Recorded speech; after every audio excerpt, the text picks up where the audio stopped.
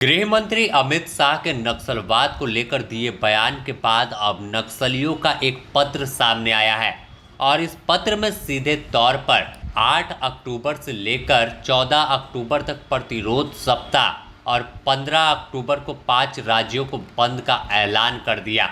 इस लेटर के बाद से जहां सुरक्षा बल के जवान पूरी तरह से और अलर्ट हो गए तो इंटेलिजेंस भी जो है उसके कान खड़े हो गए हैं और सीधे तौर पर बारीकी से पूरे नक्सल गतिविधि पर नज़र रखी जा रही है।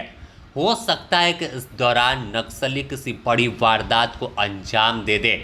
पूर्वी रीजनल ब्यूरो ने पुलिस और अर्धसैनिकों की कार्रवाई को फर्जी मुठभेड़ करार दिया है और इसके खिलाफ 8 से 14 अक्टूबर तक प्रतिरोध सप्ताह और 15 अक्टूबर को बिहार, झारखंड, उत्तरी छत्तीसगढ़, पश्चिम बंगाल और असम में 1 दिवसीय बंद का ऐलान कर दिया। माओवादियों ने प्रेस बयान में आरोप लगाया कि 15 सितंबर को हजारीबाग के गोरहा थाना क्षेत्र के पातीतेरी जंगल में पुलिस और कोबरा बल ने फर्जी मुठभेड़ दिखाकर पार्टी के शीर्ष नेता सहदेव सोरेन उर्फ अनुज, रघुनाथ हेम्ब्रम उर्फ चंचल और राम खिलावन गंजू को मार दिया है। तो सीधे तौर पर तमाम जो मुठभेड़ हुई है, तमाम जो कार्रवाई सुरक्षा बलों की हुई है, उसे नक्सली फर्जी बता रहे हैं और कह रहे हैं कि गलत तरीके से साजिश रचकर उनके शीर्ष नेताओं की हत्या कर दी गई।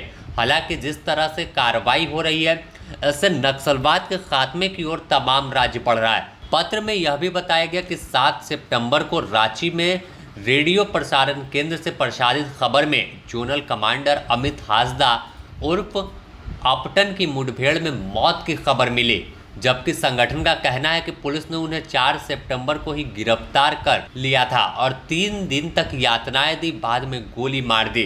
13 अगस्त को नीलेश उर्फ अरुण को भी घायल अवस्था में पकड़कर हत्या कर दी गई। जयंत गुरुचरण और बासमती समेत अन्य कार्यकर्ताओं को गुप्त रूप से हिरासत में रखे जाने का आरोप लगाया है।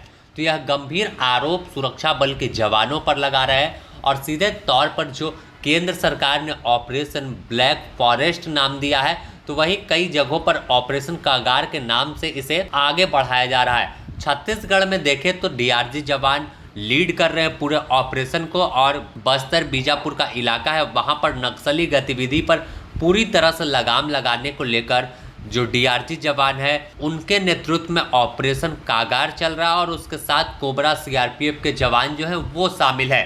लेकिन इस दौरान जो तमाम मुठभेड़ हुई और इसमें आरोप लगाया जा रहा है कि जो ऑपरेशन कागार है इसमें निर्दोष आदिवासी और मूलवासी को निशाना बनाना शुरू किया गया है। बयान में आगे कहा गया है कि हालिया घटनाओं में मारे गए अधिकांश लोग आदिवासी और दलित समुदाय से हैं। तो यह गंभीर और बड़ा आरोप जो है वो सुरक्षा बल के जवानों पर तमाम जो नक्सली हैं वो लगा रहे हैं।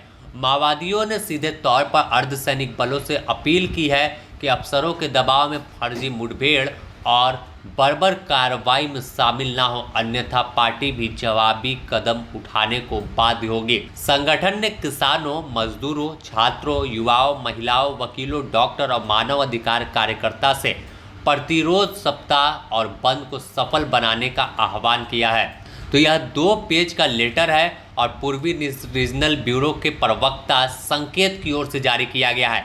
इस पूरे बंदी के दौरान दूध गाड़ी, प्रेस की गाड़ी और मरीज को ले जाने वाले एम्बुलेंस से जो है बंद से मुक्त रहेगा और साफ तौर पर ऐलान अब आर पार की लड़ाई का माओवादी कर रहे हैं, क्योंकि एक दिन पहले ही अमित शाह ने बयान दिया था कि अब कोई सीज फायर नहीं होने वाला, अब लड़ाई होगी और निर्णायक होगी।